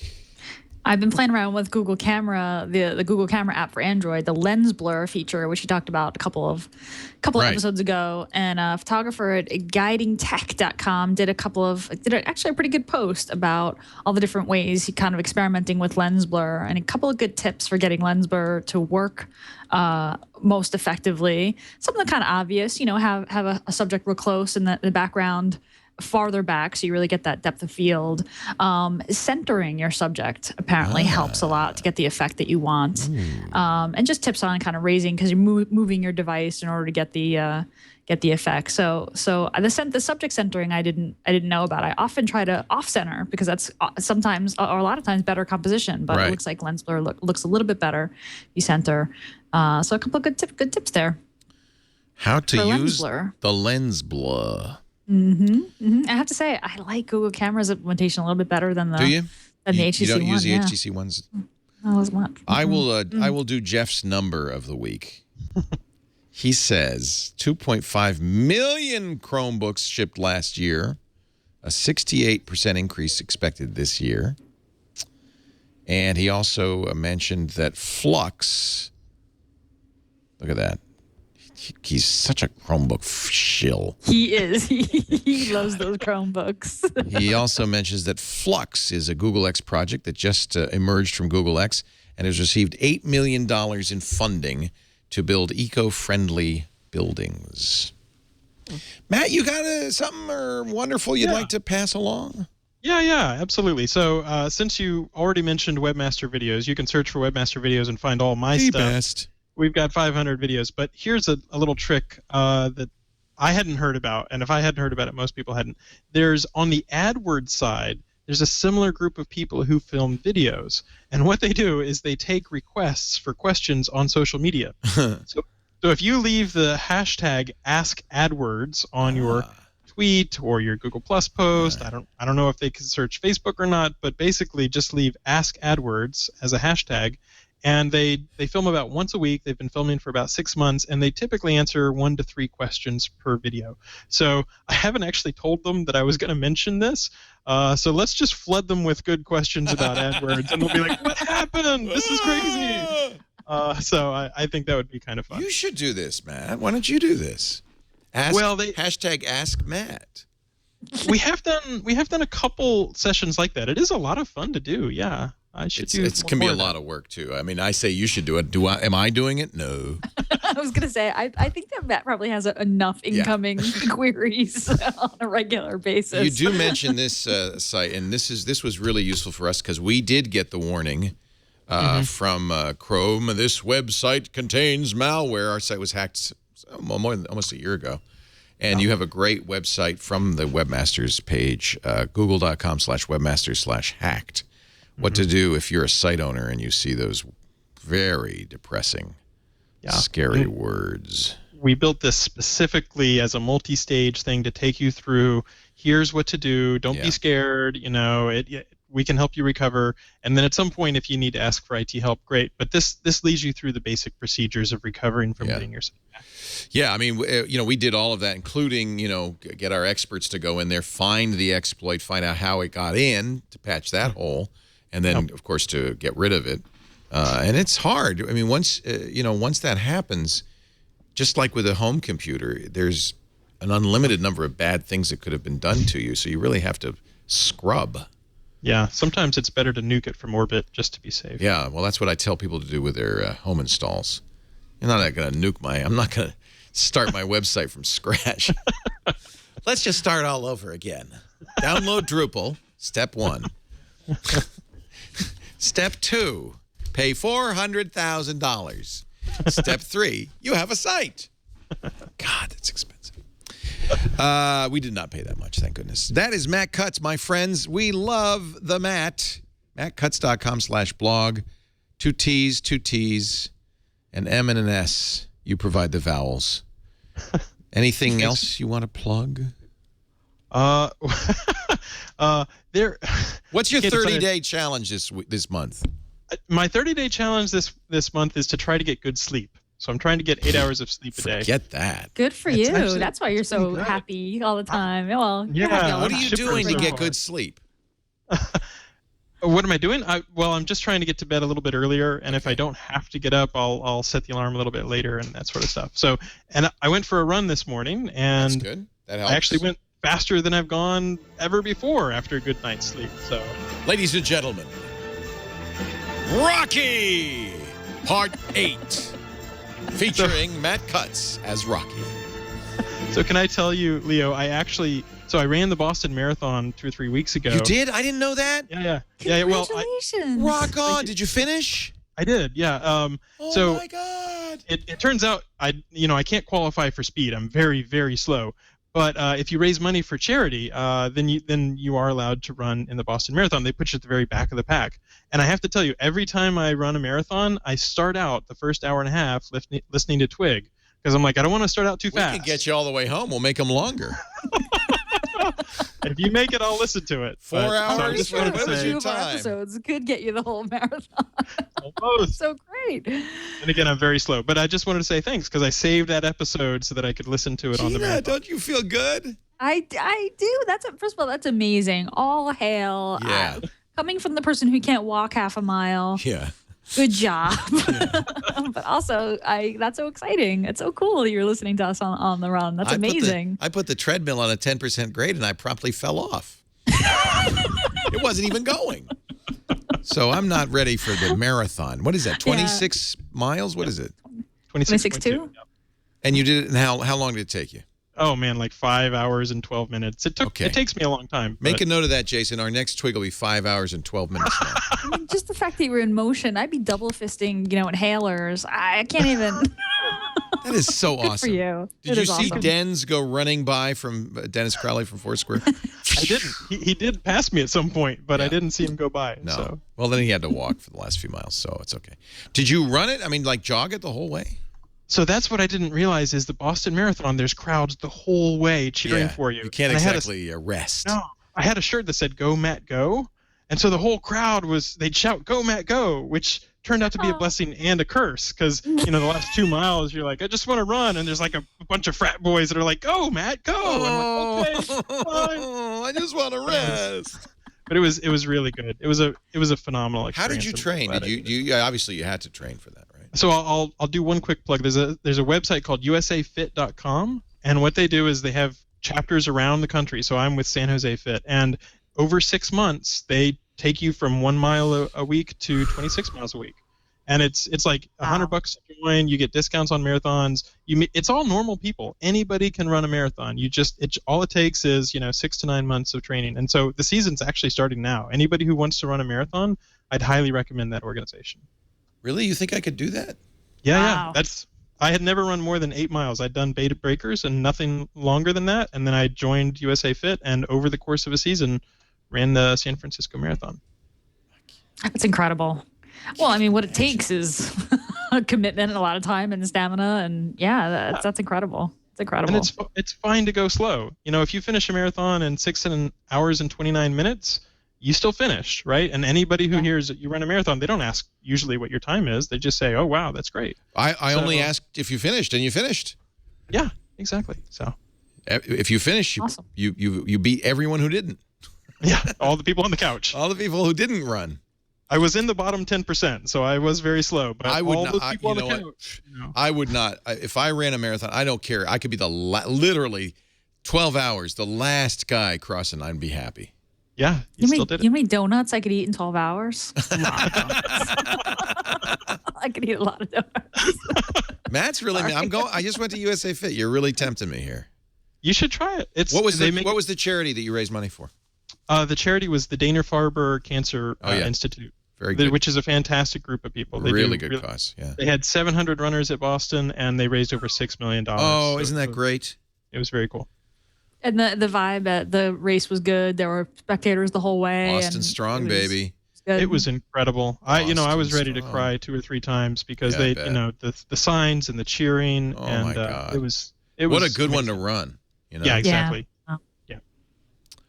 Wow. Well, right on. Once again, Matt Cutts makes us all feel bad. No, Matt always makes us feel good. No.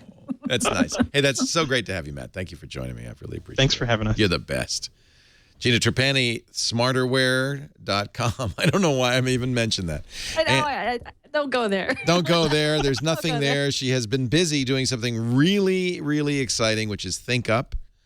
I blog more actually at ThinkUp's blog, which is blog.thinkup.com. Oh, good. I think these days. Right. Yeah. This is a lot of fun. You could go there and thinkup.com and sign up. It's how much a year? $60? Yeah, $5 a month, $60 a year. Mm-hmm. And you could have your own insights like these. Look I boosted iTunes podcasting's tweet to 200,000 more people. Generously. One retweet. Nice. Well, actually, they were tweeting about our interview with Pomplamoose. So, I guess. Excellent. I guess it was what goes round comes round. And by the way, Matt Cutts, here is my tweet linking to that Level 3 article. Nice. Oh, that got a nice response. 103 favorites, 40 replies, 102 we tweets. That's awesome. We tweeting. They're tweeting. So it's fun to see this stuff, and it includes Facebook as well as Twitter. Mm-hmm. So it's great. Instagram forthcoming. Oh, yeah? Mm-hmm. Oh, hey, look, Recode followed me. I must be real. Yeah, yeah. Yeah, I must be the real deal. Mm-hmm. So you too could have these great insights. If you use the F word, you get a really good one. Thinkup.com. Thank you, Gina. Great to have you. Thanks for having me. A lot of fun. We do this show every Wednesday afternoon, 1 p.m. Pacific, 4 p.m. Eastern Time, 2000 UTC. If you want to watch live, I would love it if you did, because we have a live, active chat room, and it really is great to get that feedback during the show. But if you can't watch live, never fear. You can record it. Well, actually, I'll tell you what. We'll record it for you. You can download audio or video, put it on your what did you use for a player, Matt, for your run? Pocket Cast. Pocket Cast on an Android device. Which is a recommendation I also got from Twig. Yeah, I love Pocket Cast. Yeah, Pocket Cast is great. Mm-hmm. So use Pocket Cast, download it, or Stitcher, or iTunes if you're on an iOS. I mean, there's plenty of places you can find it. But twit.tv/twig has a list of them too. You can always get the show there. We thank you for joining us, and we'll see you next Wednesday on Twig. Bye-bye.